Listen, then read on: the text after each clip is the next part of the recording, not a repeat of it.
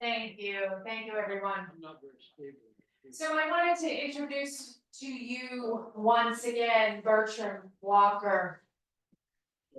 He is of the village of Oraibi. He is a Hopi elder of the Corn Clan. You may have seen him on skywatchtv.com. He also appeared on an episode of Ancient Aliens with the late Clifford Mahooty, who has been here on numerous occasions. He is a Hopi artist who majored in museum studies while attending the Institute of American Indian Arts.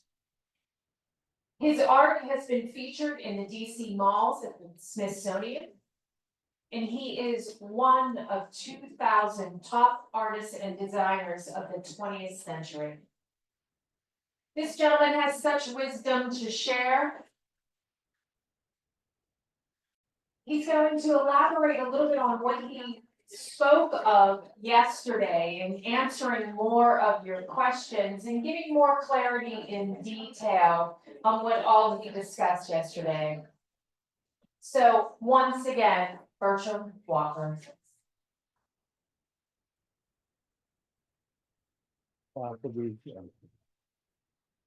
Good afternoon, Oloma. Yeah, my full name, natural name with the Walker comes from the Hualapai family name was pronounced WAKAYUTA. So in 1883, when they were given the reservation land area, they didn't know how to accurately spell the WAKAYUTA spelling or pronunciation. So sounding similar to an Ellis Island scenario, a drastic name change to the family name. And I am a Hopi through my mother. Hopi is a matrilineal culture. So yes, I'm a member of the Corn Clan from the Third Mesa village of Old Oraibi. Oraibi, as it's pronounced, will translate to as a geoid in our Hopi language. And since I was a self-taught artist at a young age, Crayola crayons were my first medium. I had all dabbled in all kind of other mediums throughout my years of growing up. And eventually in my junior year in high school, since I did a lot of the Hopi artwork to make my name sound Hopi-ish, then I replaced the Walker family name to Tsavadawa of my Hopi name. Since the Hualapai, which is Hualapai, people of the tall ponderosa pines, and Havasupai, people of the blue-green water, is the accurate pronunciations and translations for the tribal names. Different culture, different upbringing, not the same as Hopi. And so it was my late maternal grandfather by the name of Valjean Josvema, World War II veteran. He's part of the first 10 men that utilized their GI Bill after World War II to learn the Hopi jewelry craft style of the silver overlay jewelry. And he is a member of the Sun Clan.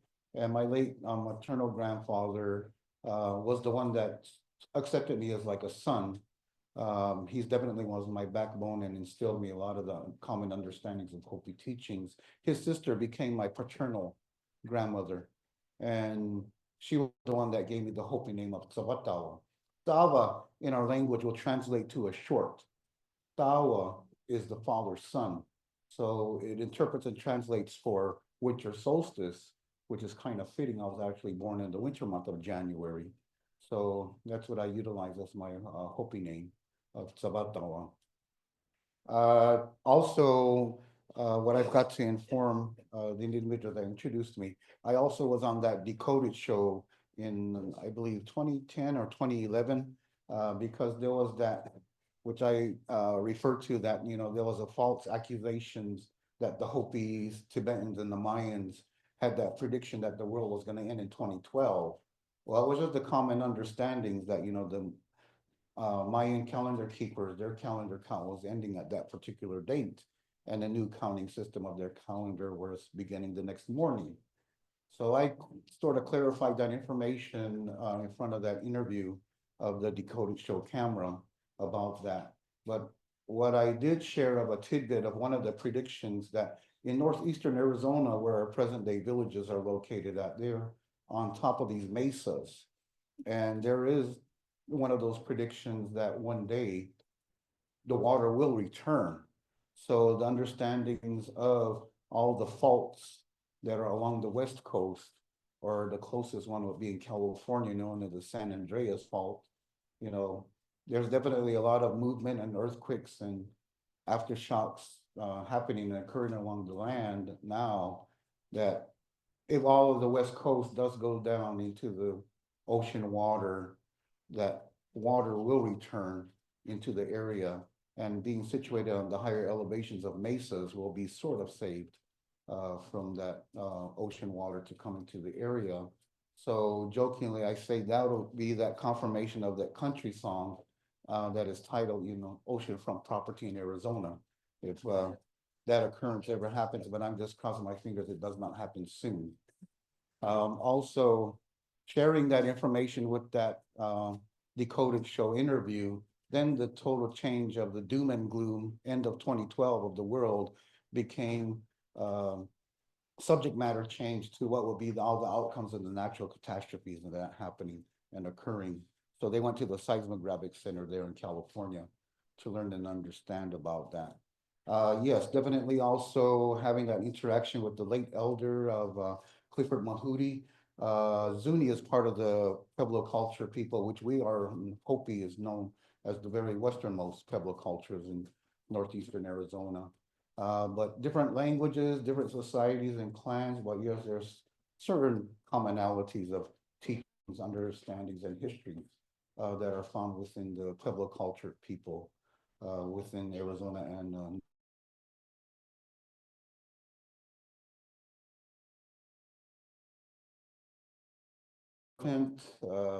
histories about the giants and why there are these certain ancestral sites tucked away and hidden, or yeah, like hidden in some canyons, say like Canyon de Chelly or the sheer steep cliffs of Mesa Verde. That was definitely ancestors were hiding away from these giants. There's even history parallels about the little people as well that we have in our historical references. And I just commonly would have the understandings that Hopi is like a bicycle wheel, where we have our present day locations of our villages. We refer to that as our Hopi center of the universe, pronounced Duanasalvi.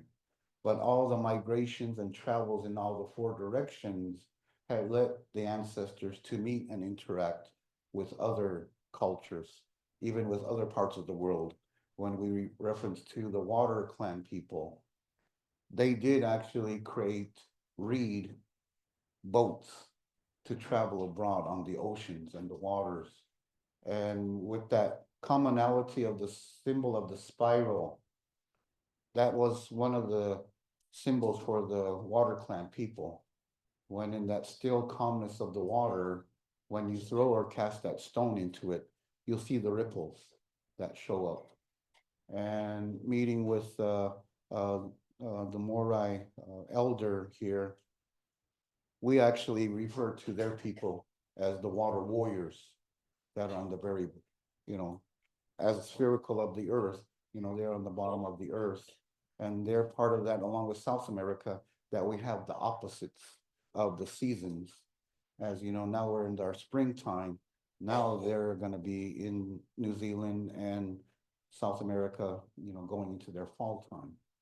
And so there's always that references about above and below, the complementaries or the opposites, as some would refer to it as. But we definitely, in our histories and teachings, refer to them, even though commonly all the Pacific Island people, the water people, the islands, Polynesians, Hawaiians, they are referenced to as water people. But again, specifically, we know the Morai as the water warriors. And so everything of the interactions, meeting with other cultures, maybe the ancestors brought or pulled in of inspirations of symbols, teachings, ways of life. So all those spokes on the bicycle wheel, once when the center was predicted of the promised land to return to, then all these ancestors of the Hopi clan started coming back to that central location, bringing with them these teaching symbols, ways, and how they interacted with other of the ancestors. So that's how my view of it. even though some of my own people will probably say, I'm very crazy, you don't know what he's talking about, but it's definitely all the views. I'm a bookworm, I read a lot of books about the different cultures. Myself as a tour guide, ever since 1992, I state that the world actually comes to me. So I've had people from all different countries, all walks of life, coming out to me to the Hopi Reservation in Northeastern Arizona.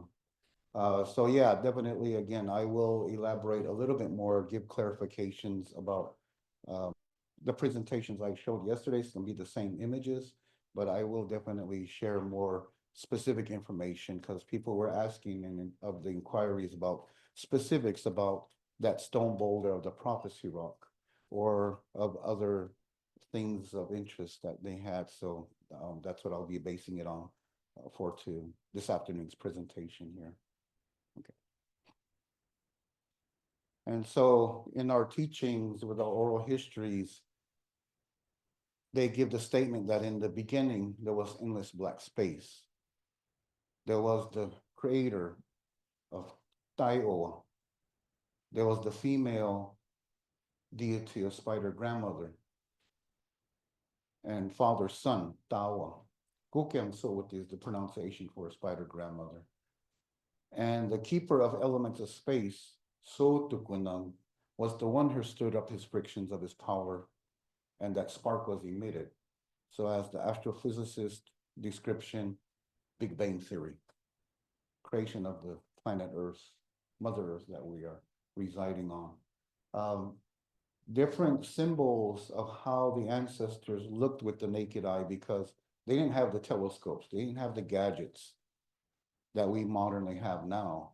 So it was all the star beams of seeing the different planets and stars in the sky that they gave the different number linears radiating out from either a circle or just that linear that kind of resembles like a modern snowflake. These ones here are from my mesa edge of the village where I come from. So you definitely have the linear multiple ones. And then you have these main dominant other symbols with the circular nobulars at the very end. I'm still trying to decipher all the number linears of which one complements of the planets or stars, which is basically what one elder shared. Our commonality of all, say, the major big 9 planets in the solar system, that would parallel to the star beams into that. And even though when there was the references earlier about Pluto didn't come to par to size of being part of that family of the major 9 planets in that solar system description, Hopi elders were puzzled and they say, why are the astronomers saying they're doing away with Pluto? We can still see it in the sky. But I had to explain to those elders, it was just in a reference to, that it didn't come to par to size in their standards about, have that inclusion in the main major 9 planets in that solar. But ironically, my state of Arizona, I believe, if I'm correct, we're the first state that proposed for a state planet. And since nearby our villages, which is about an hour and a half's drive southwest of the Hopi villages of Flagstaff, Arizona, you have Lowell Observatory, which is known of the histories of the discovery of the planet Pluto from that particular one. So our state planet for Arizona is Pluto. In our teachings, there are the more parallel common constellation teachings that are evident, but we do have some of the very Hopi astronomical constellations and stars in that. But with this winter cycle or this change of season of the spring occurring and happening, now we are not going to see evidently the dominant winter constellation of the Hunter or of Orion. What I clarify now of information is pertaining to this category name description of Archeo Astronomy. Again, of that description given of as above and below, Orion was actually the template in the sky that in the surrounding southwestern areas, there is this alignment with all the different planets that comprise of this Hunter constellation. And so the belt is actually of the parallel alignment descriptions given of our regional areas known as first, second, and third mesa. It was that guidance by the stars as the ancestors gave that description that they were guided by the stars to come into the area. It is the understandings from December 21st, 1100 AD, current era, 1:18 a.m., the constellation was kind of in its very low-lying description on what they refer to as the sky roof. And seeing that alignment of the stars, as we know it as the belt of Orion, the establishments of my village that I come from, of Old Oraibi, is represented by one of the planets. The middle one is of the second mesa village, pronounced Sangopavi, the spring where the large reeds grow. And the other end of the belt, the first mesa village of Walpi, the gap. So those are the very bigger first established Hopi villages in that particular area of northeastern Arizona.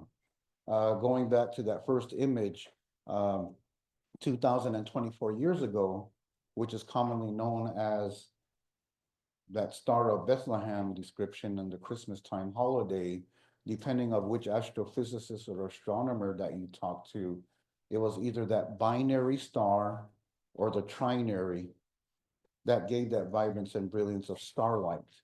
And when it's that commonality understanding of being the binary, the two star behind each other, one in front and one behind, that each of those were represented in a shape or a symbol of a triangle. And when we do put those combinations of the two triangle symbols together, it does form that six-pointed star, which ironically, in our teachings, we actually pray to the six directions. And so you see that in kind of that shape of the six. And ironically, in the Hebrew Jewish culture, they take that in as that symbol of the Star of David, which is, again, in that same teaching on the other side of the earth or the world, when the newborn infant was born, it was guiding the gifts, guiding the men that were carrying the gifts to give to the newborn. And ironically, that was that same star combination on this other side of the earth that directed our ancestors to the area in northeastern Arizona. So that would be in the archaeological description of the basket maker time period when that occurred and happened. And a lot of the rock symbols found in our land are into that basket maker time period, 3000 BC, archaic time period, 6000 BC. But definitely a lot of the DNA studies and lineages into historical times will even tie into our Hopi DNA back into the Paleo time periods. And as I was sharing about other alignments of the constellation of the Hunter, generally the bow is reference to alignments to certain sites in the Grand Canyon corridor. And in our teachings, we have that emergence place within the Grand Canyon, which is a travertine dome hot spring. As the layman's terms, it is that wormhole of emergence that in our teachings, it's not just the Hopi ancestors that emerged from the underworld, but it was all of our ancestors and who all that we have become onto this present day realm of the description we give as this is the fourth world that we are currently existing on.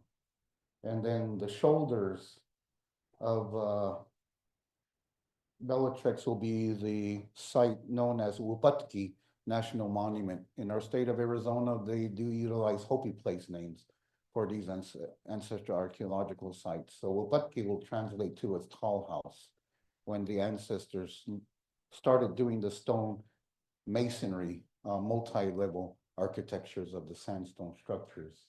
Betelgeuse will represent south of our villages of Homolobi State Park. And that will translate to as the rolling hills along the corridor of the Little Colorado River. Site will be represented of Canyon de Chelly on the Navajo Dene Reservation location by their town of Chinle. We refer to that as Goyongtumka, will translate to as Turkey Cliffs. And Rego will represent Navajo National Monument, the two ancestral village locations of Pitatki, houses plastered against the canyon walls, and Kaiwestima, which is a Carician name place languages from the pueblos in New Mexico of Laguna, Acoma, Sandia, of their Carician language of that particular pronunciation, which are now commonly known as Bitatakin, that the Navajo Dene told the archaeologists of that place name, and Kitsil is that of those two sites of the modern name. Oh, and I forgot to mention about that, right up the nebulas that are below the belt. Okay, you can finish it. That you have that accurate depiction that's coming from the waist portion and from the linear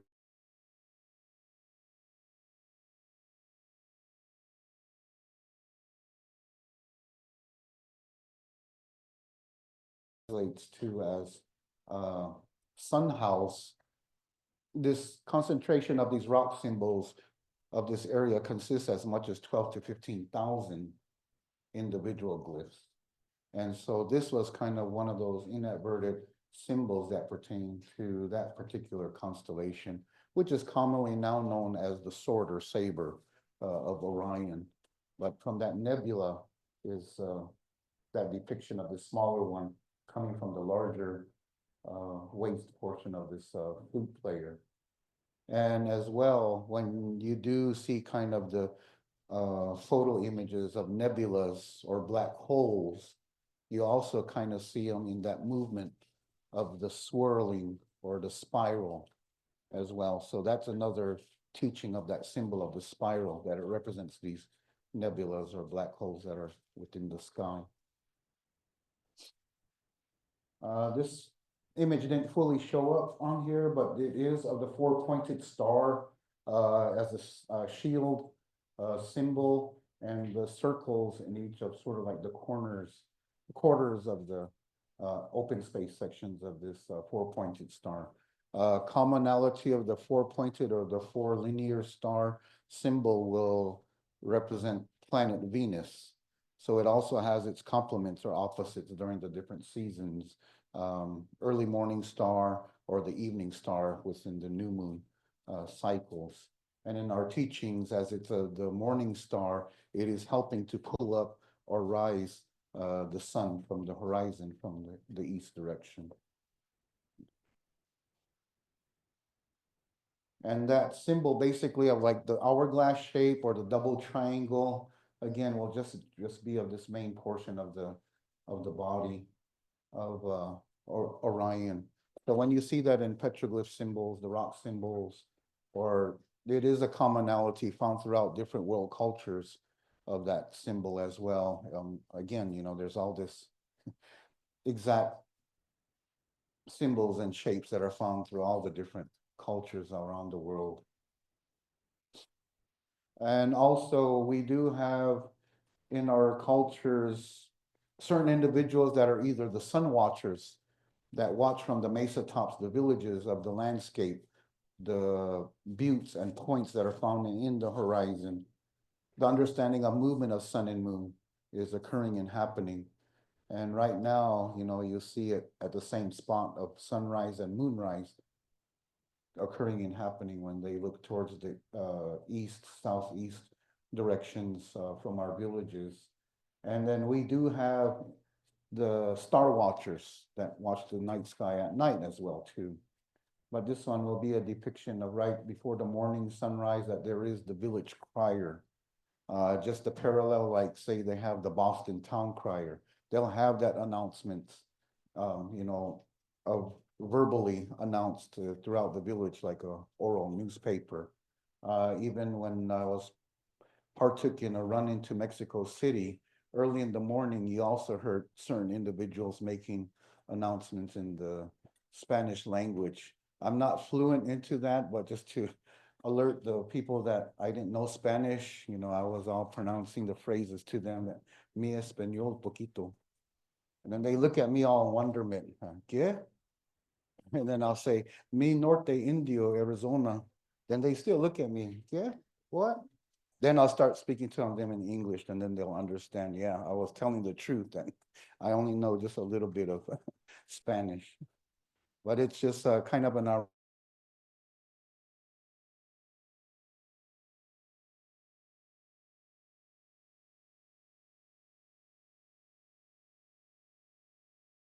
established San Francisco, the Oraibi Spanish Catholic Church. We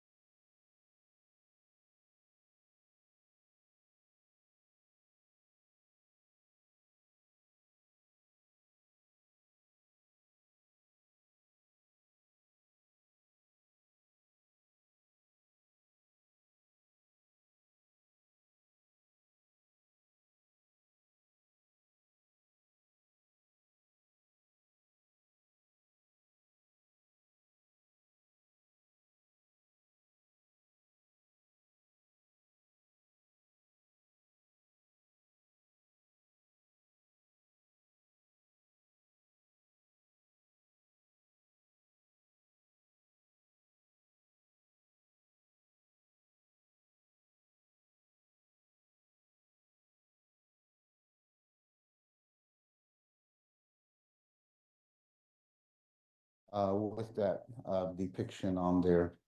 And like the Tibetan one has the dots in there, which are kind of similar to our shield design that we have. Towards the end of the presentation, there was actually the curvature, the circular one, as opposed to this one of the geometric one that we have here. But again, we see the same sky, we see the same constellations. So throughout the world, yeah, all this is evident of the other world cultural symbols. And the accuracy was pronounced with a V, savastika, for that particular pronunciation, which commonly now is known with the W pronunciation.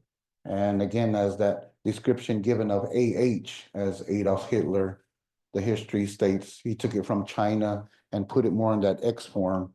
But Tibet is just right next to China. So from the Tibetan mandalas that were created, that symbol was, seen and known about that. So that's, again, my common understanding is what I referenced to on that particular history of that symbol of this geometric 4-direction symbol. Yes, sir. I just noticed you make reference to the other ones that exist around different cultures. I see that yours is twisted in a different direction than the rest of them. Certain ones are kind of similar in that same direction, but others, yeah, you see them in the difference. What one elder shared, it also kind of depending on which direction migrations on the land referred to, but that was more like that curvature one. And then, yes, you do see that distinctively that on this pictorial, it shows it in that opposite direction of, like our Hopi one of that. So it just varies of the descriptions given or how that symbol was portrayed. But yeah, with the movement of it in the sky, yeah, it does the opposite direction of the symbol that's along the ring. That's how you're looking at it. See the. Yeah, there's a different perspective views of it. Yeah. Oh, yeah, because we all do not think the same or do not think alike. Yeah. Yes. And so as being a self-taught artisan, I did a lot of the traditional carvings after I got initiated into the kiva.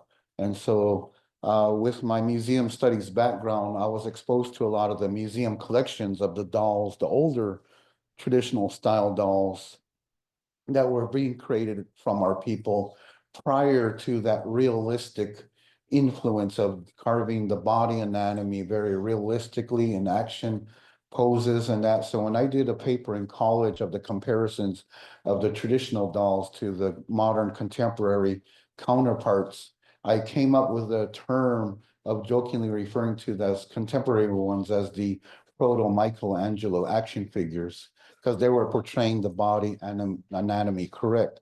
But traditional forms, like these ones, as we call them, the cradle dolls or the infant dolls, they are done in this more two-dimensional format. The image of the mother of all Katsinas, Kahaiuti. We have the blue star, the yellow star. From our neighbors of the Navajo, Dene, they have their inspiration from our supernatural beings of their deity of the Yei Biche, as they reference to it as and pronounce in their language. Short version or nickname of it is known as Yei, but in their teachings and their DNA, and not a lot of them want to confirm of it, but DNA studies of our neighbors of the Navajo, Dene, and Apache Inte, they're Athabascan speaking cultures. And that Yei will kind of reference to from the teachings of pronunciation of Yeti as well, since they have that references of Mongolia, Northern Russia, and Turkey cultures in the utilization or the confirmation of utilizing that land bridge, the Bering Strait, on their migrations. The very last figure with the black facial, the cheek symbolisms represents what we refer to as the sisters, as the Pleiades constellation, and that kind of band that has the geometric squared water waves is a representation of the Milky Way in the night sky. So again, referencing back to the constellation of Orion for the Southwestern ancestral sites as that template in the sky, symbolically all the Pueblo cultures that live along the corridor of the Rio Grande River in New Mexico, they symbolically represent that Milky Way. And in our Hopi teachings, we do capture the raptors of the hawklets or the eaglets before they fledge the nest. So they would be tethered on the rooftops, and then we grow and mature them. And that's how we receive of the feathers to be in usage in the ceremonies and whatever needs that we need to have for them. And again, as that above ground stone architecture, they were also plastered with the mud mortar. On the interior was with the white clay, but the exterior outside was with the brown clay.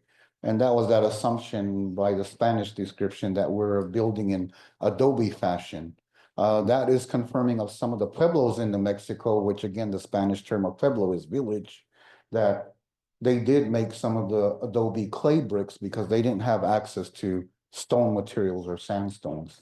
But in the area that we live in Northeastern Arizona, our mesas are from these Cretaceous Dakota sandstone that's found out there. This is my family house, the back section of it in the village of Oraibi, of Old Oraibi. So a lot of the stones, which are a little bit more larger, were shaped with the hammer and the chisel. Log beams came from that distant mountain by Flagstaff, which again, the Spanish christened it and named it as the San Francisco Peaks that towers Flagstaff, which is about 90 to 100 miles distance west of our Hopi village of Oraibi. That's where even they instructed the laborers of the men to bring the log beams to be the roofing material for that Catholic church there. And if people have visited Acoma village or Sky City there in that Pueblo, it is actually of that same history that the Spanish instructed the Hopi men, the laborers, to never let the log beams touch the ground, touch the earth.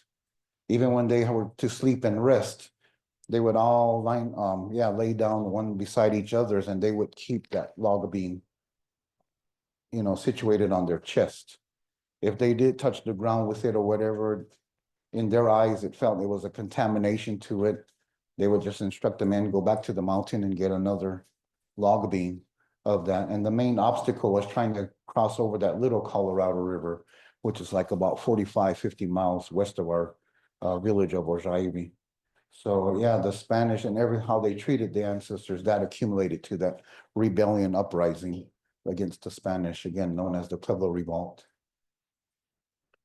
This is a historical photo image of my clan house in the village square or the plaza, which is situated on the east side of the village square.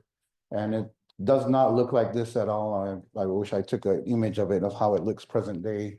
But again, it's showing that difference of the multi-levels. And for that defensive purposes, you know, you had the upper elevated portions to have access with a ladder. But ancestors, prior to this stone masonry above ground architecture, they did create and live into the portions of the earth in these pit houses, which these pit houses are the spin-offs to our modern underground ceremonial chambers of the kivas. Kiva, to reside or dwell within. If you're a society member with preparations of whatever ceremonies you're going to conduct, you reside within that structure from 4 days to as much as a 1 moon cycle, 27 or 31 days and nights to reside there to do preparations. And this other structure is kind of to the north east of our main clan village house there in Oraibi, Old Oraibi village, that it totally shows all that weatherization washed off of the exterior plastering of the structure. So just showing the exposure of the sandstone. One dominant type of chimney, this is actually a smaller structure that houses what we refer to as a piki house. The females in our culture, they have this limestone work that jet smooth like a Teflon surface with different oils from seeds and pine pitch to create this traditional food that we pronounce in our language of piki, that is this blue corn watery dough, and with their bare hands and have an open fire underneath that flagstone shaped cooking stone, they'll smear a sheet of that batter on there. And when that sheet is cooked, they'll peel it off. They'll repeat the process of that. So as that second sheet is being cooked on the stone, they'll retrieve the first sheet, place it on top of the one that's cooked on the stone for the heat and steam to make that blue cornmeal sheet foldable and bendable, that they roll it up in a rope fashion. And that's takes an all day long task to create those types of traditional foods for the women. But Hopi are known to be the people of the blue corn, so that's our major staple. But as that description given in modern agriculture as the three sisters, corns, beans, and squash, are also grown out there. Ancestors had the peaches and apricots. The spices of chili, cilantro, apples, and grapes were introduced at the Spanish contact time period. We did kind of pick up of those similar names from the pronunciations of the Spanish. So with the apple, it's either with a L or an N pronunciation of mansala or manzana. But with the grape, ova, tsili, cojandro is the pronunciation for the cilantro. And even with the livestock that was introduced, we modified it. For the horse, caballo instead of caballo, wakasi for the cow, vaca. But we do have the canelo, carreta, cirara, lima, chaleco of that Spanish accurate pronunciation from their language. And the other items that are grown modernly now will be like pears.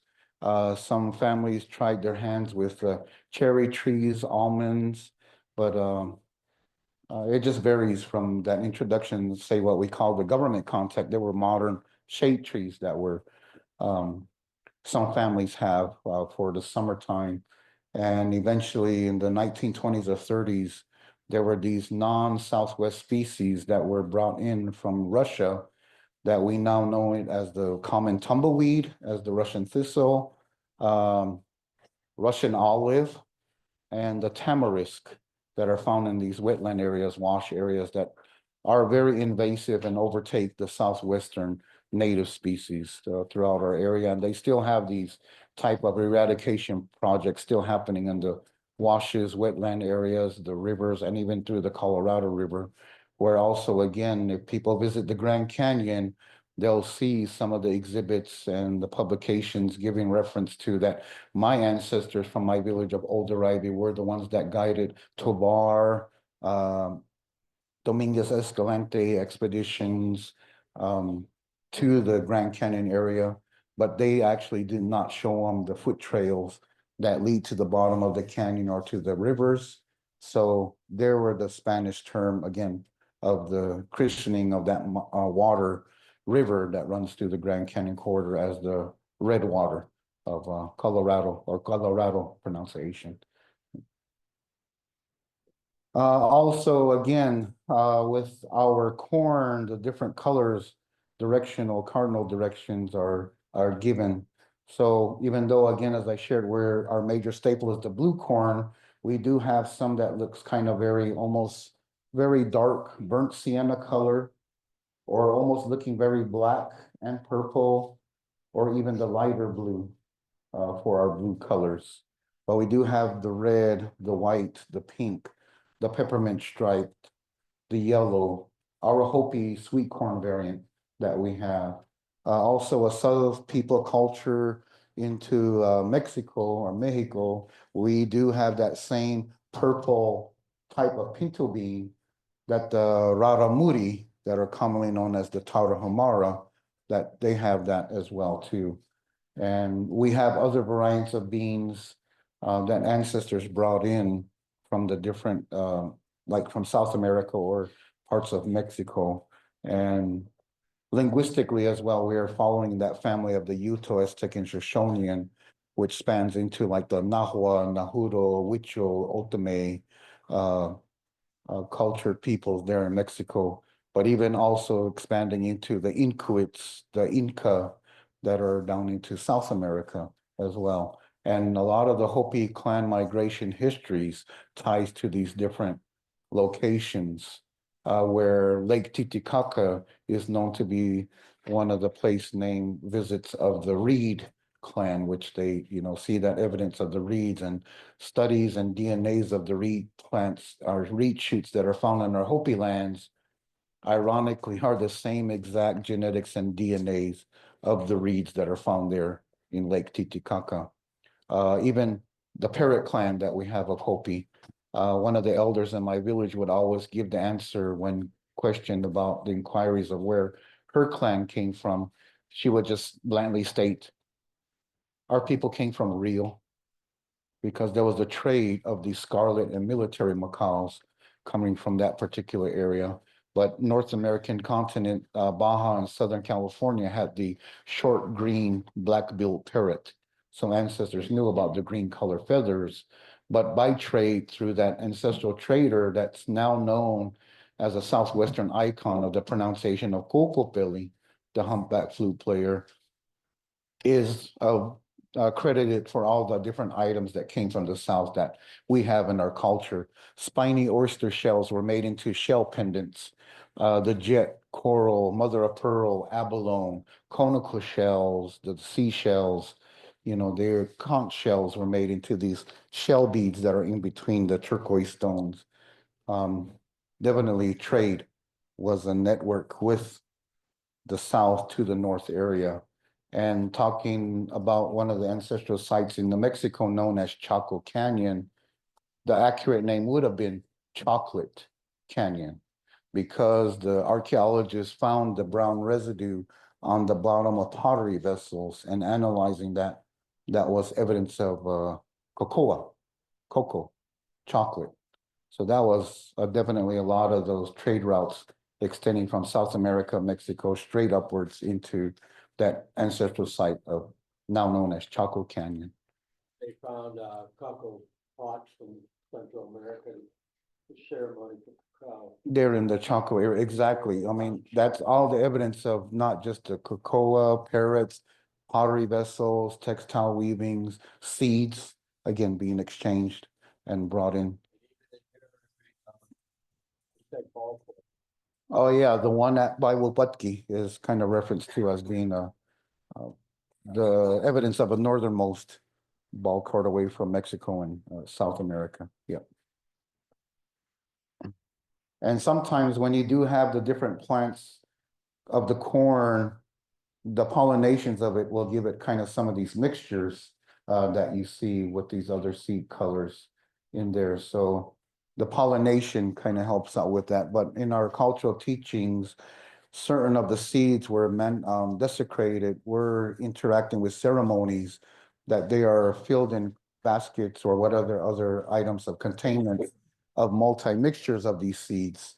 And when those seeds are gifted to other family members that belong to these societies or have conducted the society, the ceremonial manifesting and desecrating them, we would plant those collectively in the holes that we penetrate through the soil, not separated them. So as that description given as the three sisters, corns, beans, and squash, when that corn plant shoot is going straight up as the stalk, if you have the beans that are the climbers, they'll wind on that stalk.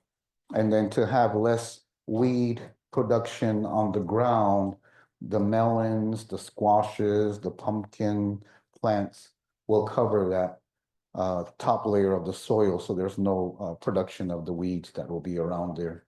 So that's what these type would be that reference to, the multi-mixture colors, which now commonly are known as Indian corn when it's about the time of the modern Thanksgiving holidays in November that you see in the grocery stores and all that.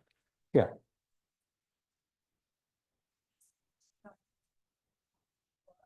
I tried it with South America and go around the village. We got gula from South America. Oh, yes, yeah, there were definitely, as again, to reference to the water clan people, Patki in our language is translating to water house, but that is a description of the boat, of being mobile on the waters, the oceans and the seas to traverse in distant, locations. And as you had brought up earlier about, Lemuria, there's even those histories that we have that, how the ancestors conducted negativity, chaos. There was the times to be the cleansings or purifications, commonly just known as, there was the destructions of these previous worlds.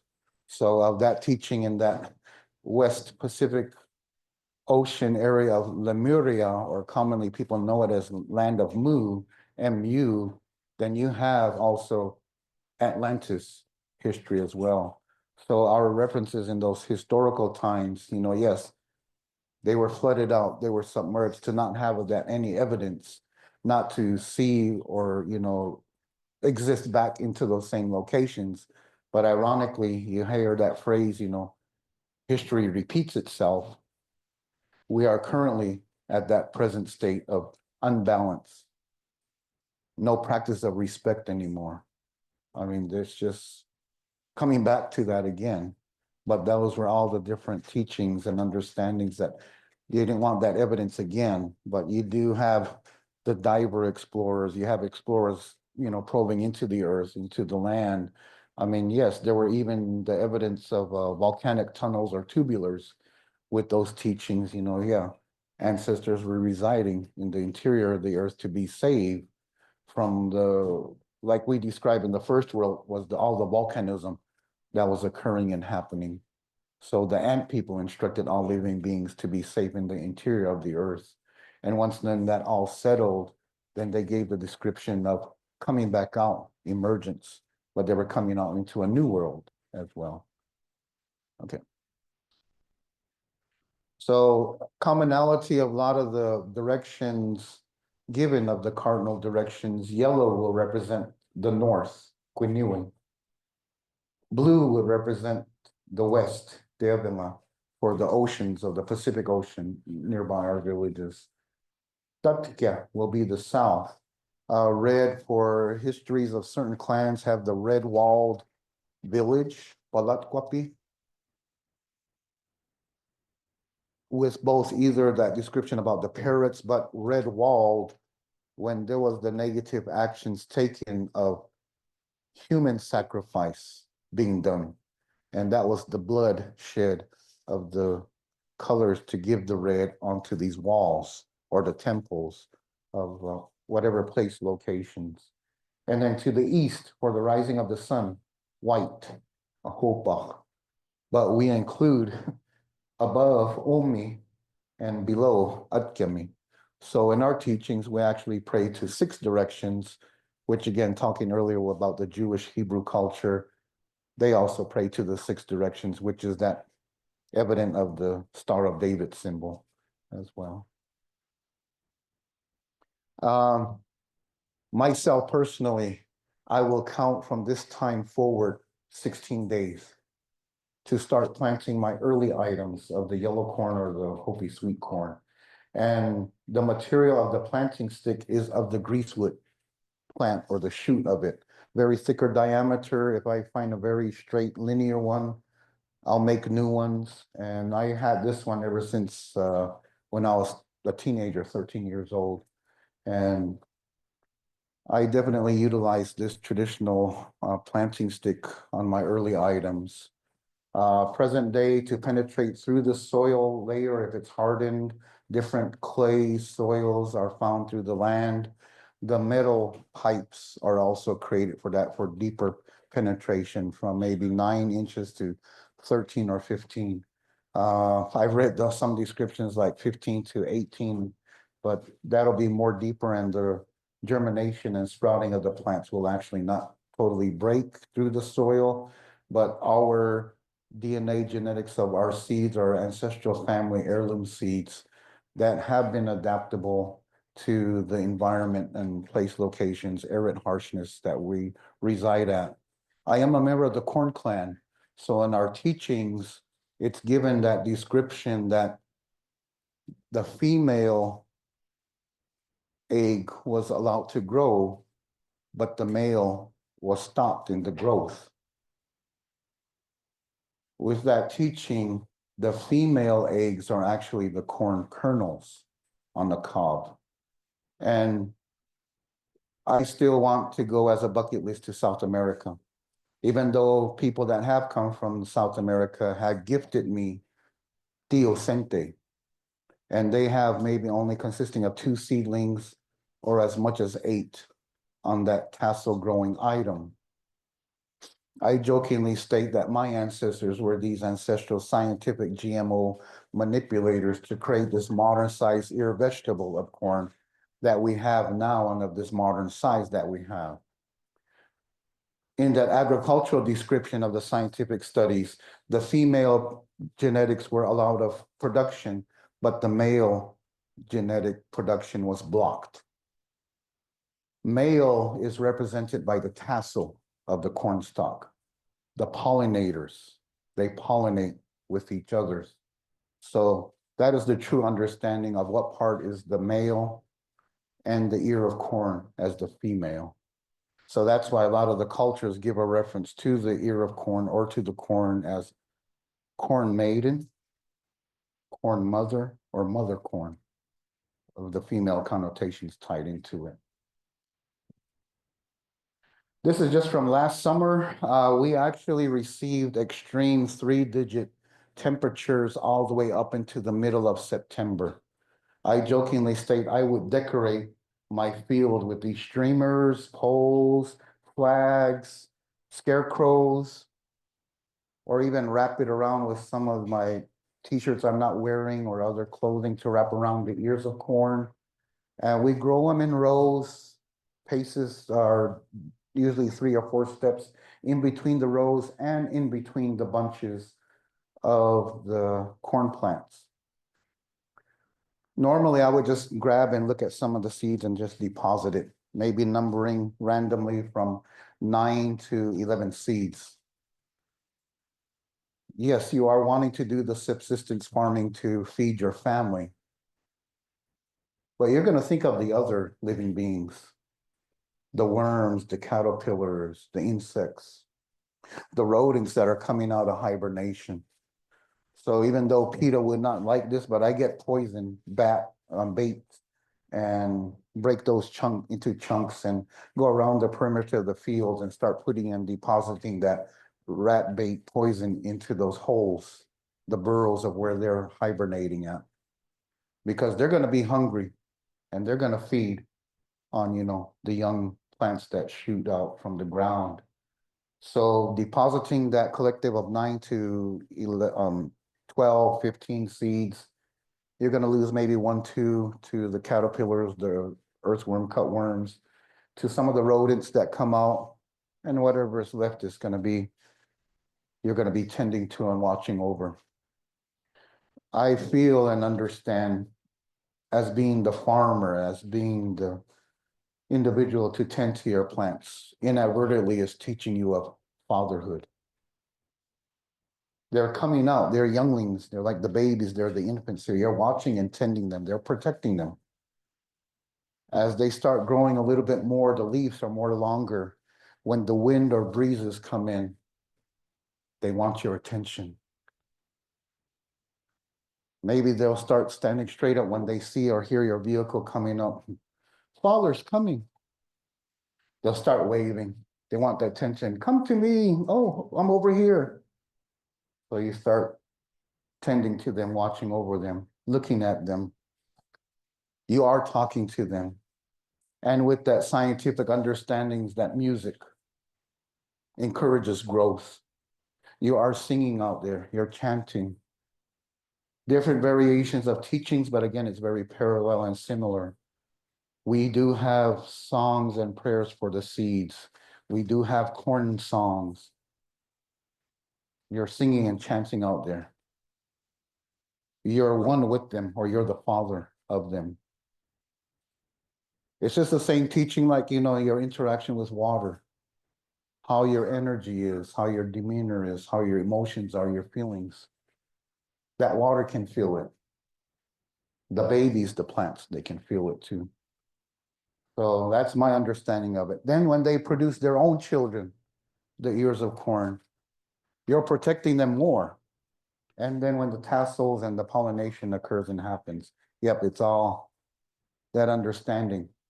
But just like how we are having our cycles, harvest time, stalks dry, the ears of corn are getting harder. You got the husk. We stomp and put down the stalks and everything else when we harvest. So our own body, our own tent, stalk, it's just another chapter in life. We'll go on to be into the next chapter, into the spirit world.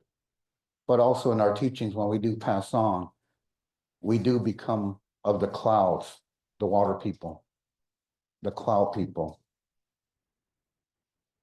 Even though, yes, the transitioning into the next life chapter, you're the rain, you drop the rain on your families, your loved ones, but you want to wash that worries and sorrows off of that. Even though now in our teachings, there's a lot of memory, there's a lot of pictures, there's a lot of history, but in our teachings, it was meant that, you're not supposed to remember anymore. They're at another place, they're in another world, they're with the ancestors, they're in the spirit world.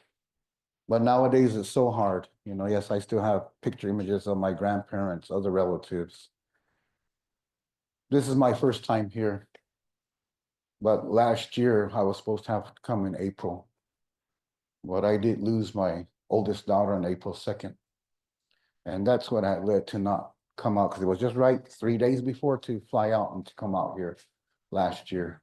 And I've never been to the mounds, and so that's the reason why I made it to have this in fruition this year, to come to Ohio. And I enjoyed it, and everybody inquiring questions, sharing. I have individuals that have had me as a guide. I've had other individuals and friends that they referred them to me to be their guide when they came out to Hopi. So I reunited with 4 people here. I believe most of them had already had left too. And eventually one of the ladies that gifted me a stone that was wrapped with the copper, and she came to the back to me earlier, and she reminded me about that and the gift that she gifted me. She did the chant from the Tibetans. I showed to her of my intuition Reiki that I have, and I told her I utilize that particular pendant when I help people. I don't claim as a healer, as a medicine person. I just claim I'm a helper. And even though, yeah, a lot of times the title term is given as elder, I mean, you're always young at heart. I do not feel like I'm elder, but when you hear that term, it's just kind of like that, just as a mister, that acknowledgement or respect of, who you are. But as well as everybody shared, I as well was a shy person. As an artist, there's that phrase given, your art will speak for itself. Well, if you're at that art market or that show or that festival, and you're just there, sitting there, and all your art is hanging and what you have, literally, it does not speak for itself, but yet they see the vibrance of the colors, what imagery is there, what attracts them, what, draws to them, what pulls to them. And being a salesperson, that was what broke my shell of shyness to communicate more. But being in college, when you have critiques, rebuttaling like, you're a lawyer, okay, this is what I created. This is my feelings, this is my emotion, this is what I put in my thought process. But you'll always will get, the rebuttals, and you'll say, oh, some proportions is not right. Colors don't really pop out or complement. So yes, you got to be like a lawyer. You're rebuttaling and talking for your art or your creativity of that. So years when there's more moisture, and the village that I come from, Oraibi, is in the background. And yes, you see the evidence of the clouds. It was a good moisture year. Stalks in that will grow, very tall. But again, surprisingly, the agricultural scientists jokingly referred to my ancestors in the earlier time as Southwestern farming wizards, because with no irrigation, no abundance of water, but yet we live on top of the aquifers. There are the springs that are centrally located by our present day villages. In conducting our ceremonies and our faith, our prayers, we pray with the cornmeal. By the seasons, we pray for the winter times is the snow. The snow melt will help to give moisture to the underlayers of the soils. So immediately after harvest, I do cultivate and till the fields. Maybe we anticipate of spring showers, but again, our seasons was the opposite. We were already experiencing spring, and up until now, we're having rain and snow and the frigid temperatures currently. So I said, the season had switched. We had spring first, and now we're having the winter finally. But I felt personally, I'm not going to disturb the soil and land from now on because of the moisture that's finally coming into our area. But I forgot to mention from last year, not every Hopi family was successful with harvest because of those extreme temperatures and the triple-digit temperatures in northeastern Arizona and parts of Utah and Colorado. The heat stress stunted a lot of the plants and items. But yet our family was still successful with the peaches, apricots, and pears. My late grandfather, World War II veteran, he planted 3 pear trees. One dried out and died out, but we still have 2 of them. So it's still being producing of the pears, which just taste exactly like the Bartlett pears you buy in the grocery store, in the organic stores. The better Bartlett. Yeah, so this is also a glyph found in that big concentration of Dawaki, House of the Sun. It consists as much as 24 sun seasonal markers. And you'll kind of see that evidence of a jagged shadow and sun illumination on there.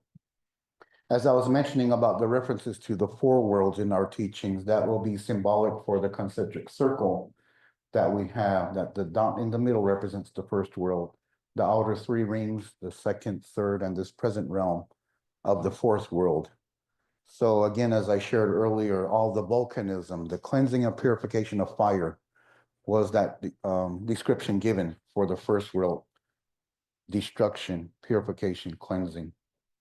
Second world, I would reference it to as the Ice Age. Talking earlier about that land bridge, even the scientists state there was a section that was known as a no-freeze corridor on the glaciers or the ice cap. The ancestors called that the North Door. That was that allowance of ancestors traverse into other parts of the world through that north direction.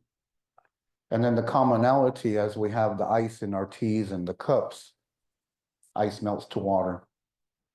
The flood is the description of the cleansing purification of the third world. In our teachings, Father, Son deliberately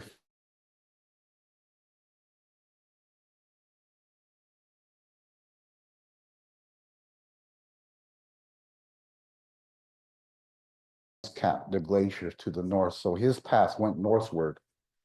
But it was helpful and instrumental by the eagle, that the eagle pierced and clogged the eye of Father, Son with his talon and pulled Father, Son back to the current path that he is on now. So there was no total melting of the ice cap in the glaciers.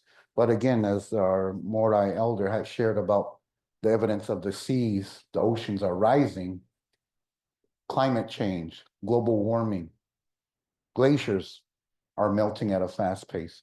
But also, again, the ice in the glaciers were, again, to hide all those ancestral site villages. Now they're evidently showing up. Just like as the movement of the land and the earth, the plates and the mentals. Ironically, when I did consultation work in Utah, the area of Cedar City, Southern Utah University, they talk about those cedar breaks in the mountainous regional area there being part of the Appalachians. So many millions of years of the movement of the earth and the mountain shiftings and that. So evidently, yes, earth was not as still, and even nowadays, yeah, we feel these earthquakes and aftershocks and tremors in different parts of the world. That was that evidence of that earth was also moving. And then the large one dot and the ring around it is the top aerial of that travertine dome spring that we pronounce it as Sipapu or Sipapuni in another dialect for that emergence place, the dome travertine hot spring as that wormhole in the Grand Canyon. And Sipu is also kind of another variant from other research that's been done, that your sipo is the navel of your body, and that navel or the womb of that emergence onto this present world as the fourth world is in that corridor of the Grand Canyon area. And then the teachings of first woman and man, the stick-figured double figures are representing of the grandsons of Spider Grandmother, that we refer to them as the twins. And these twins are holding the serpent to help keep the earth in balance, as we commonly know it as the North-South Pole axis. Other cultures give the reference, it's a winged serpent that is around the atmosphere of the earth. But whenever one of the twins lets loose of the hold and grip of that serpent, gives an unbalancedness of the earth. And ironically, yes, now we understand there was this shift that occurred and happened on the planet. Or even ancestral teachings would give descriptions that there was the sun rising from the west and setting in the east. Of the area that we are at, what I understand, we are part of this perimeter of that impact. Ironically, close by our Hopi villages, but this was more like, 180 or 250 million years ago, we have that evidence of the meteor crater southwest of our Hopi villages on the corridor of the Interstate 40. That was another impact. So the teachings and understandings that certain of these meteorite asteroid impacts that hit the earth in different locations of the earth planet made this rotation that we are currently on now. And when there is that description given about one of the signs towards the end days or judgment days, as the Mayans refer to that as the 7 days and nights of darkness, it's that the Earth planet will go into its own standstill. We don't know exactly the outcome, but again, with the predictions and teachings that elders share, when that occurs and happens, Earth rotation will actually revert back to its ancestral rotation. But again, Hopi does not have all the answers to salvation. We're just in the same boat as everybody else. We don't know exactly what will be the next element of the cleansing, purification, destruction of this fourth world. We don't know when we're going to enter into the fifth, but people do feel it. People know it. They understand it. Okay. This one didn't come out clear, but it was a depiction of a silhouette of the shadow, like a side profile of a human facial, and another straight edge with one of the spirals that occurs at this time of a midday, high noon, midday equinox marker that occurs in both March and in September of the spring and fall equinox at that same location that I've been talking about. Also, there was quite a bit of inquiries about the stone boulder symbolisms known commonly as prophecy rock. That is in that area section of my village jurisdiction of Old Oraibi. And what was the original symbols of the 3 dots that you see here, that's with the arrow, is specifically was depicting of the belt alignment of Orion, because it's not straight aligned exactly. The middle planet is kind of a little off center of that, but it has been modified into a cross symbol with that interpretation that I shared earlier about the binary or that trinary star, again, commonly known as the Christmas star, or the Star of Bethlehem from 2024 years ago.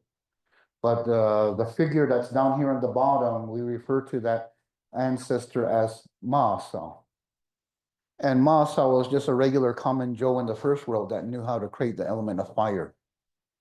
He shared that teaching with others. And he was the one with our, what we call kulpa, the soft spot on our head, phalangeal gland. Maasa was intuitively receiving life teachings and ways from the higher power supreme being, which we pronounce that as himaka, the invisible power that we do not see, as that supreme being or higher power description modernly. He shared that words with others, and that's that curvature linear that's on the top of the, almost at the top of the head, that's representative of him. And he's holding that torch of the fire. And the circle was actually, you know, the spherical of the planet Earth that we're living on. The rectangle, Masao gave instructions to touch the corners of the 4 lands, the oceans, or he was also a stone tablet creator. What I would share of my intuitive understandings and just hearing from elders, but my intuitivity, you know, we all our world cultures had the one ancestral teacher. Different name variants are pronounced out there. As in the Bible description, Moses and Messiah were the stone tablet creators. We do have of our teachings, the Hopi traditional teachings values of 10 sentences that are specific clarifications from the simplified 3 to 5 words of the 10 commandments. The pronunciation of Mashiach or Mashiach in Hebrew Jewish culture. And then the Kenyan language of Africa, the ancestral teacher Maasai, even though there is the tribal people known as Maasai, but in their Kenyan teachings of Kenya, that was the ancestral teacher pronunciation. So with those name variants of Maasai, Mashiach, Mashiach, Messiah, Maasa. Once when the seed of Hopi was planted by Maasa, the earth guardian deity of this plane, went around to be the earth guardian to other cultures, other place locations. So that's the reasons why when I have these religious researchers and scholars, and I share of these different tidbits of informations, because also when Masa was in the first world, all of his words were not believed by the ancestors or the deities. He was given punishment. Masa was supposed to have been burnt in the underground corn roasting pit, but he escaped that fiery pit. So from that description given, I just parallel that of the description and teachings of the phoenix rising from the ashes. His second punishment, he was actually given banishment. Ancestors, they didn't know where he went. It was only the deities that placed him in a different plane, realm, dimension. But when the ancestors were to emerge through the reed that he's holding, to leave the third world from, again, all the negativity, the two hearts are known as to be the description given of the negative teachings and ways, like now we know it as voodoo, black magic, curses, Satanism, human sacrifice. The teachings in the two hearts, as they are also like the shapeshifters, or our neighbors of the Navajo Dene call them the skinwalkers. In their teachings, they have their own human heart, where the animal of the heart, the heart of the animal that they transition to or change as a shapeshifter. But they were throwing curses to take the lives of the pure and innocent, known as the one hearts, because in that teaching, taking the life of the pure heart, one heart, will prolong their life. So there was a lot of loss of lives in the third world. But the ancestors did not know where to go to, but they heard footsteps, foot stompings in the sky. They seen there was like a hole, a portal in the sky. They didn't know how to get there, or they didn't know who was walking or stomping up there. So the medicine people, they came up with a conclusion: we'll create and make birds. But they formed them out of clay. And they did their thing with the textile weaving, prayers, chanting, singing, manifesting the clay forms into birds. Ironically, there's always that description given about the number 4. 4 different birds were created. The 4th bird was of the water bird of the shrike, was successful to fly up into that sky portal over the sparrowhawk, the falcon, and the eagle. Made it in through that portal. It was a different world, dark, dull, murky, and gray. No sunlight, not what we have now, present day. But saw in the distance orange glows, balls, got closer. There were more like fires. By one of the bonfires, there was a silhouette of a humanistic being figure sitting there. That was where the deities placed Masa on this 4th world realm. The bird inquired the messengers from the ancestors to Masa if the ancestors down below can live in their world, his world. But he merely replied, I'm not the owner of this land. This is not, I do not own it. If they obey my instructions, let them come. So the bird went down back into the third world, relayed the message that they were allowed to go into his world, but also again, how are they going to get up there? Well, deliberation, contemplation occurred and happened with the ancestors and with the medicine people. They came to the conclusion they'll call upon chipmunk and squirrel. So again, same thing, they manifested chipmunk and squirrel with clay form. Miraculously, they came in animal form. But as a miracle act, there was a stone boulder nearby. Chipmunk and squirrel went around that stone boulder, but when they reappeared of the visual, they were humanistic in form, carrying the planting stick, a cotton sack filled with seeds, and a gourd full of water. So they inquired to the ancestors, why have you come? Why have you called us? And the ancestors told them they know and understand, they're knowledgeable about seeds, they can plant their seeds. So again, on the 4th tries and successions, it was of the sunflower, the corn plant, and the spruce tree. but the final fourth one that was successful of the linear portrayed here is of the reed. And since that reed was round and smooth, ancestors that wanted to leave the world wide right away, they were trying to grasp climate, but it was so smooth, they were falling back, sliding down. Chipmunk and squirrel saw that, so they went back around the boulder, came back in animal form, but at the base of the reed, they gnawed a hole in the reed and instructed the ancestors they can climb through the hollow portion of it. So as ancestors climbed through the hollow portion, emerged on this fourth world, Mockingbird gave out all the languages, identities to who that we all have become in this fourth world.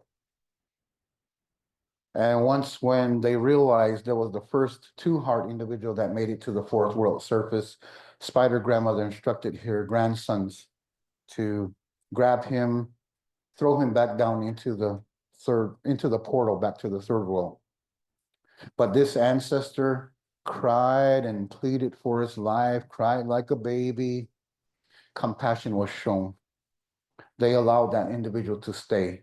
But Spider Grandmother instructed the brothers, the grandsons, the twin warriors, pull out the reed, shake it, yank it out of the ground, shake it, so the other two hearts can fall back into the third world. Spider Grandmother immediately covered the opening portal with yellow clay, as again, that description of being a domed travertine hot spring there in the Grand Canyon. And so that ancestor of the two hearts, with his own powers and that, helped to create what technologies we have now. So instructions by Masao to live with the planting stick, to have the seeds, the gourd full of water. So the planting stick is of, technology, equipment, machinery that we have to assist now with agricultural practices. The seeds to be of the foods. And symbolically, that gourd full of water represents the aquifers that are below our Earth's surfaces that we live on top of. And then the two paths. Upper one represents the materialistic, of the people so unified, or the right path of teachings to follow. So zigzag, jagged line, continuing up our ways. If there's not going to be no change, we're still going to continue in this very chaotic life way. But the last figure, the head was not centered. It was that depiction of the head being off-centered. So ironically, in the same teachings of Judgment Days, I believe again in the Christian Bible, that there's actually going to be the beheading to occur and happen to the bad, the evil, the bad weeds. In our Hopi teachings, it's stating to cut off the voice so they don't teach any more negativity of the beheadings. But there is one of the cane symbols that represents of convergence, that I state, whoever are now conscious and aware of the ways and teachings that we are in this materialistic pathway, life way, can continue on with those traditional teachings and ways. So yes, now people want to grow their own food into the organics. Elders would state all the food and stuff that we buy in the store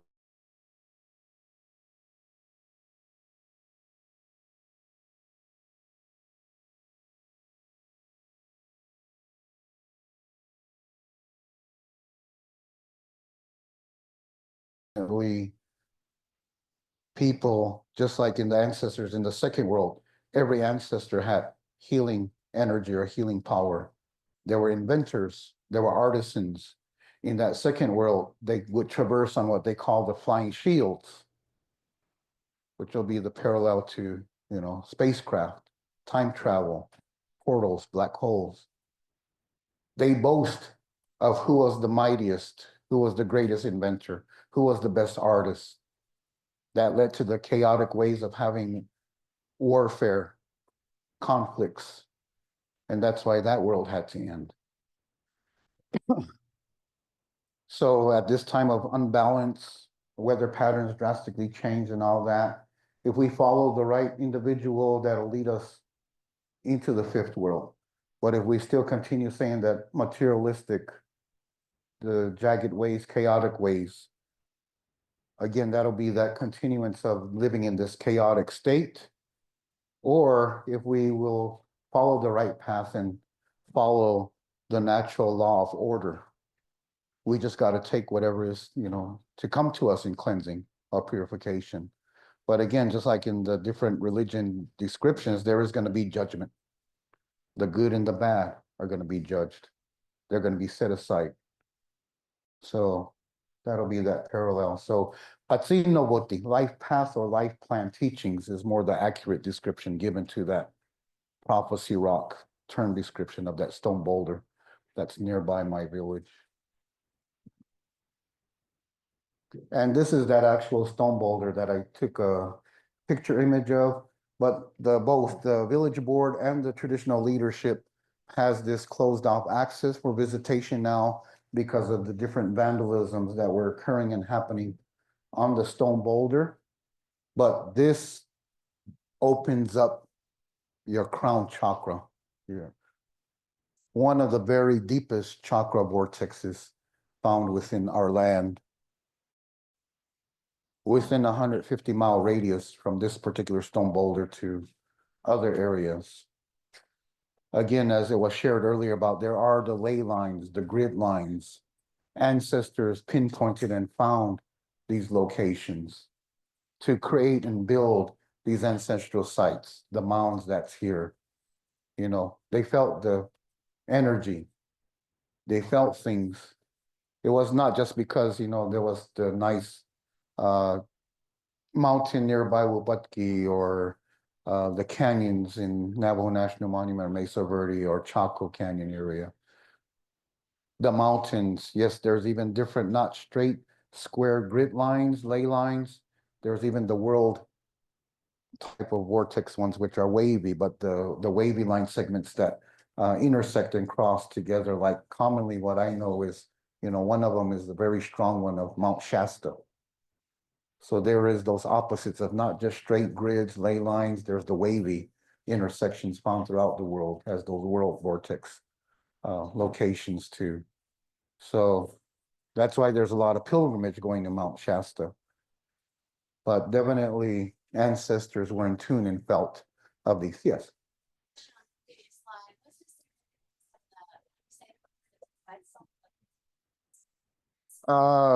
Yeah, with the southern cultures, Quetzalcoatl as the plumed serpent.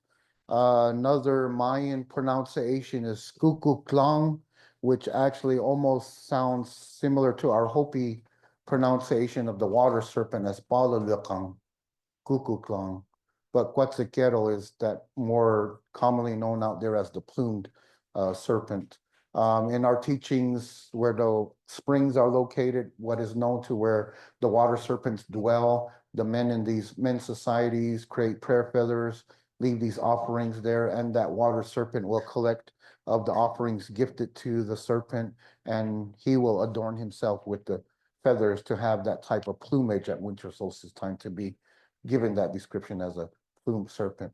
But there is a lot of that parallels, again, with a lot of the southern cultures to our Hopi ways and teachings as well. Because again, some of the clans did have those migration ancestral connections to the south direction. Yes, sir. Just kind of reflecting what you were saying about the good and bad and the judgment, is that coming from more, indigenous Hopi, or is that from Christian? This is what I'm sharing from our Hopi views, but I'm just interjecting with the certain parallels that are evident in, different teachings, Bible descriptions, and the commonality of that. But Yeah, 'cause I'm concerned there's a duality where I think some of the more, when you go back further, there's less of that dual nature. Where, when you consider we're all one, then if you pass judgment on some, who's the person who's passing judgment versus the one that's going to be sight or sacrificed or beheaded. Yeah, that's going to be that one. And what I've got to mention too, an individual shared to me from yesterday that when I was speaking the Hopi language or doing the singing and chanting, there were evident of words of light language. So in earlier times, second world, third world, all ancestors shared one language. And when you look at like Mayans, for example, the victors in the ball game lost their head. That was the ultimate sacrifice. That was the ultimate victory and honor. Yeah, and others were like with seasons or droughts or no rain, they were sacrificing those, what do they call them? Like the cisterns or the water, cenotes, yeah. So, again, there was those type of sacrifice given of the drought conditions, no rain, offerings to these deities to have rain or to have better temperatures, weather, for the agriculture. So in a sense, there was that duality of, specific deliberate sacrifice, beheading, human sacrifice to sacrifice offerings as another. So, yeah. Okay. And then as I was sharing this yesterday, and I believe he was the individual that shared about, when it was mentioned of the comment about, the time for the lone wolf is over, to gather yourselves. I mean, yes, there was this understandings, and, I just pulled this off of the World Wide Web, but when you Google search things about the Hopi, there's so many things out there. It's kind of say, I even advise totally don't believe everything that's out there because some is kind of false information, manipulative. But again, that's the way of the World Wide Web that's working. And even now with this AI, it's going to be a total another thing that's going to be overtaking that. Again, we're not going to know if it's truth or that's happening like in the videos or interviews or just pictorials and oral or audio verbiage that's out there. So yeah, it shares of all that, but that was, one of the teachings from the elders and actually from my village of Oraibi, sharing this, that, you have been telling the people that this is the 11th hour. Now you must go back and tell the people that this is the hour. And there are things to be considered or considering, to be accurate, of, where are you living? What are you doing? What are your relationships? And are you in right relation? Where is your water? Know your garden. Where again, now, yes, people want to grow them, produce their own food, have organic food. It is time to speak your truth. Again, everybody that's coming and presenting, it's this time. And again, I'm just only lone Hopi individual to come out here to share of this information. I feel like, again, like I'm still a younger generation, but definitely of sharing of all this understandings and teachings of our views as Hopi. Yes.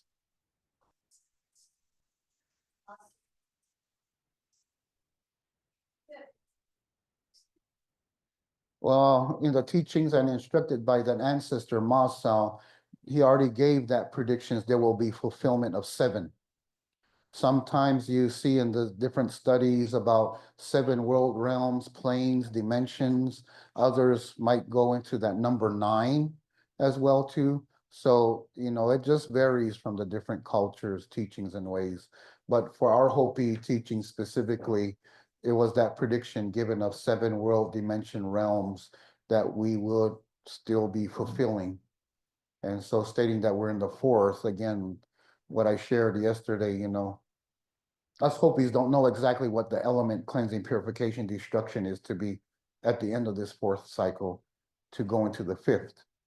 As I was sharing, yesterday, definitely all this unbalance, the weather patterns, all that's occurring, the fires, the earthquakes, the floodings, drastic weather changes, climate change, global warming, the state of humanity, the wars, the fractions that are occurring and happening, everything is still in that Goyanis Katsi, life out of balance state, still that we're seeing all these signs. And create your community, be good to each other, and do not look outside yourself for the leader. as I shared yesterday, you know, when you do look in the mirror, you know, you're looking at yourself, your reflection. As that teaching of change, you know, you actually start with yourself first. Because definitely it's hard to try to change everybody else. We don't think alike. We don't have that same mentality. You cannot change everybody else in the same state and manner that you want to be. So even though that predictions are stating we're waiting for the spiritual white brother from the east, that kind of was like that parallel teaching in the Bible mentioning about the return of the Savior or the return of, you know, Jesus Christ to come from that east direction. Another teaching is like, you know, our other indigenous native tribal people relatives that are on this east coast, they're a little bit, or up into the northwest or New York, Canada, they are a little bit more lighter complected skin than us Hopis. So even some elders share, those are probably the lighter skinned brothers that we're waiting for. You know, again, we don't know exactly, but my intuitive, I've always felt the Jewish Hebrew culture is the one that's part of that spiritual white brother that we're going to be awaiting for. But again, that return of the spiritual white brother as that Savior, Jesus description to return at that end days or judgment days. And when Masel instructed that spiritual white brother to go as far east until his forehead touches the rising of the sun, from that, again, from that culture, the men before they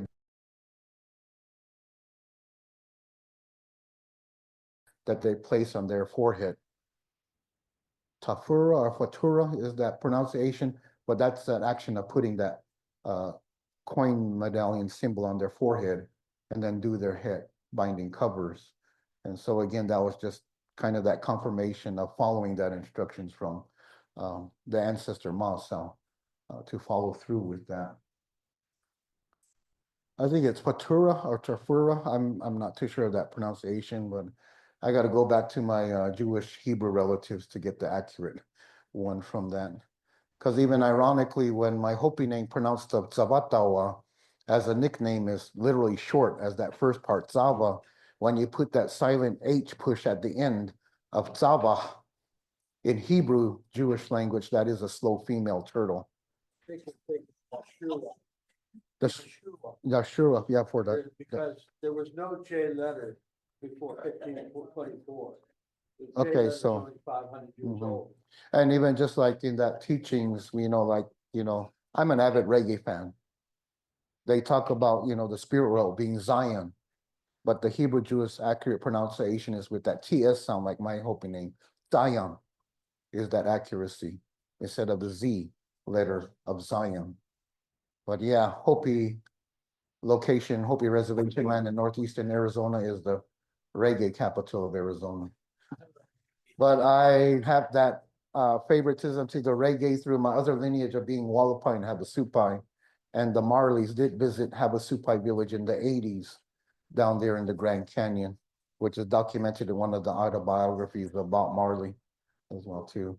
And ironically, we didn't have the father Bob, but Sidella, Junior Gong as Damian Marley and Stephen Marley came and played on their Babylon by bus tour in the late 90s out there to Hopi Land as well too.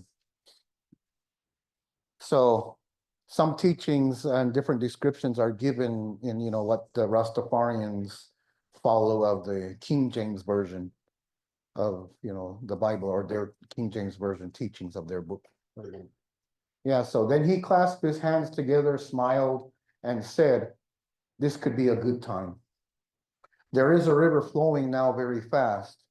It is so great and swift that there are those who will be afraid. They will try to hold on to the shore. They will feel they are torn apart and will suffer greatly.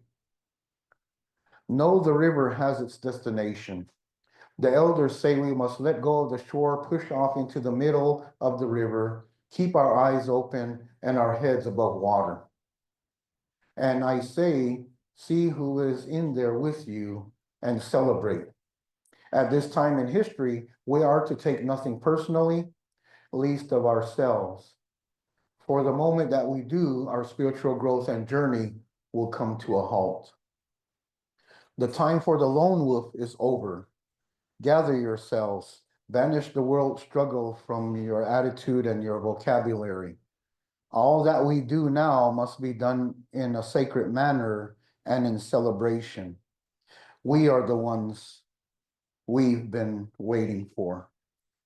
So again, as I shared, there's predictions, teachings of the awaiting white brother, or we're awaiting for some other individual to help, but it's actually ourselves that, we are to cater to. So I was a part of this relay water run for 17 days into Mexico City. March of 2006 was coinciding our arrival into Mexico City with the opening of the Fourth World Water Forum hosted there. And that's where we presented of our water situation as an environmental protest towards the strip mining of Peabody Coal Company on our land for 48 and 50 years, because they tapped into the aquifer, pristine ice age glacier melt water pumped out from there. Withdrawal down of the effect of the aquifers was evidence now of arsenics in the water systems, but they utilized that pristine ice age glacier melt water to transport crushed coal in the underground slurry pipeline 273 miles from our northeastern tip of our reservation land and the neighboring Navajo lands to Laughlin, Nevada, to the Mojave Generating Station, which was coal-fired powered. But currently the 3 coal-fired power generations in that monopoly with Peabody, they totally have shut down now.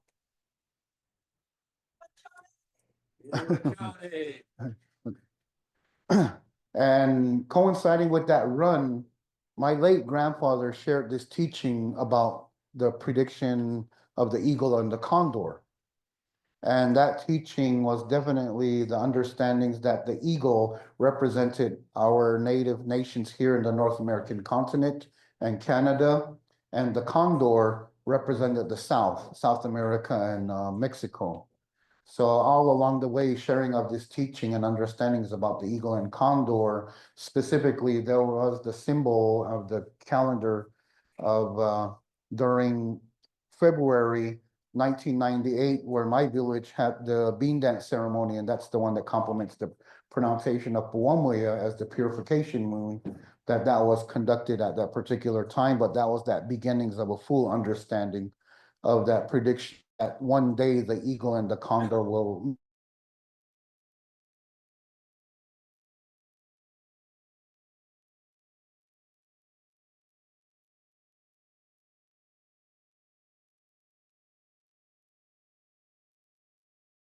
to that water run, Hopi to Mexico run, or the Mexico to Hopi fire run. There'll be these different snippets of the filming and documentaries of that water run that I was a part of with the other Hopi runners and that. But yeah, that was the teachings now that, we are coming together.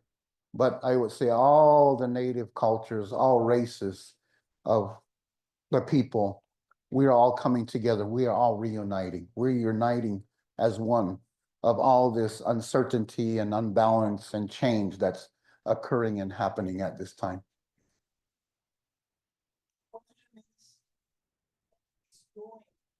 Scale sacrificing Palestine. Who's doing it now? And second of all, I can't tell you if human sacrificing real or not. Mexico wouldn't be able to tell you. But the question is, who's doing large scale sacrificing in Palestine today? That's the question. We live in the now. Yeah. That you can't pretend to say, oh, that happened over there. No. Now who's doing large scale sacrificing? Yeah, well, I just have that feeling and same questioning about that as well too, because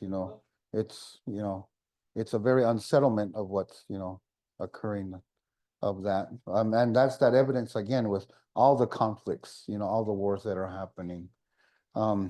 Yeah, it's just so sad scenario that lives are being lost, numbers, drastically from young to the old. Yeah, we just I don't have the answer for that either as well as Hopi, but our views are just the same questioning and pondering, of all those that's happening out there. Okay. And so again, ancestors gave a lot of these imageries of different stars and planets that I call this like the star blower. Focal points were exaggerated, and maybe overseers or watchers are the smaller individuals below by the legs or the foot of this figure. And definitely some of them were definitely in very layouts of the modern constellations, but we do have in our Hopi teachings certain Hopi constellations that are not paralleling or not exactly like the modern constellation teachings that we have in common astronomy present day as well. Okay. And again, that curvature symbol of, earlier was the geometric of the bear in the revolving around the Polaris star, and that this one pertains to the land of the earth. So downwards would represent all the migrations and travels extending into South America. But again, having those reed boats, they probably extended going down to like Australia and New Zealand. Upwards, the Bering Strait or the land bridge or the other side, other parts of the world, the Pacific and Atlantic Ocean migrations on this land of this North American continent. Circle represents the earth and the radiating lines of, the rotation directions of the earth rotations that we have. Or even some of them mention maybe it's the sunlight or sunbeams that are around it too. So there's different, again, variants of the symbol, but there's a lot more older symbol that's found in my cliff face in the village that I come from of Oraibi. Then we'll go to the next one. Pertaining to here and this particular subject matter of this gathering, these are a painting of the imageries of the Snake Society members. Remember, they're clan members of the Snake Clan.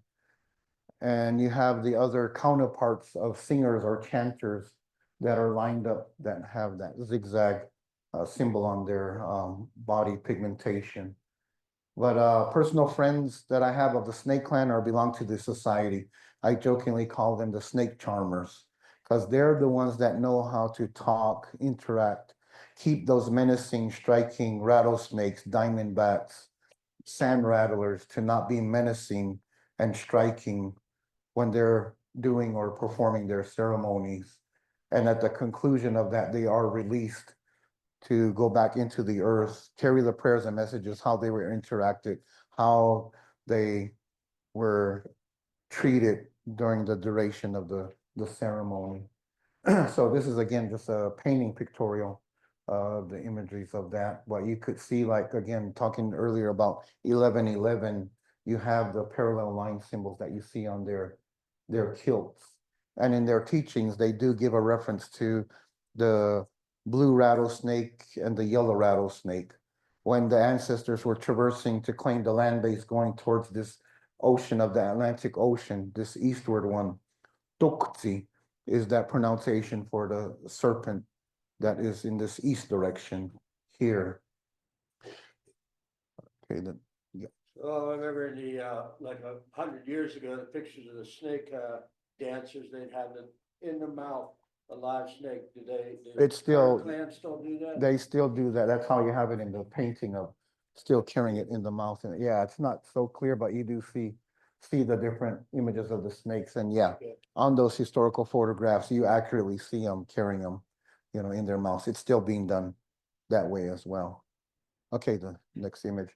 And so with that understanding, this write-up description is giving that specific teaching that, the snake ancestors did come on this east direction journey, which was, again, being guided by the stars, specifically of the pole star and Sirius, and that both the snake and the horn clans came in this east direction. And that description sharing about, they met with the giants, that's another type of prediction mentioning about the construction of, the mound that's located here. But definitely the Snake Clan have that history. They did help the ancestors to build up this type of shape form of the serpent because there were no cliff faces to carve into the walls to create their snake clan symbol, but it was only to be seen kind of like in that aerial view in that. Okay, because we do have on our Hopi lands, that same area that I mentioned about the big concentration of the petroglyphs, we actually do have a serpent snake symbol there that is exactly in the portrayal of the three bins of paralleling this serpent mound. Okay, and so that's actually, it didn't get onto the PowerPoint, but I do have the cards that I printed out of the glyph for that I'll be handing out to everybody here as well. But I am a one-man operation guiding ever since 1992 on the Hopi Reservation of my company name as Ancient Pathways Tours. So ancestral sites, petroglyph panels, consulting work leads me to these other ancestral ways. And again, they were the pathways of where the ancestors traveled and migrated to. So that's why I just chose of, that description of ancient pathways.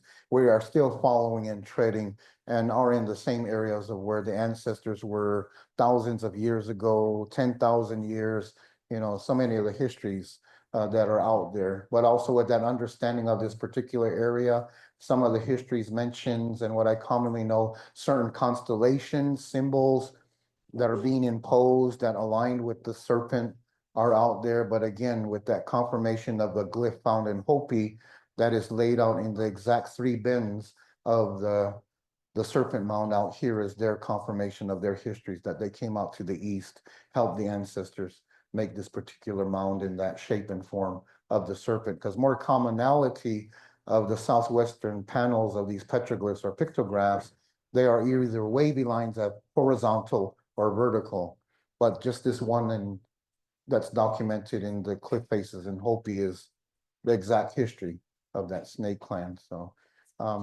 glad to share this information as well with you and all that. And again, this was more of a clarification from yesterday's presentation that I elaborated more on what other people had interest of what I shared yesterday.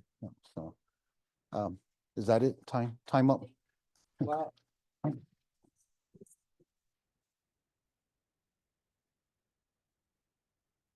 Other people? Anything, Bertram, thank you so much for that clarification, just a wonderful presentation. Right now it's 5 o'clock, so we are scheduled to take a break, but however, we have something special happening as well during this break. So we're gonna take a moment. We're gonna remove the screen. We're gonna set up for Bill Holman. He has the Mitchell Hedges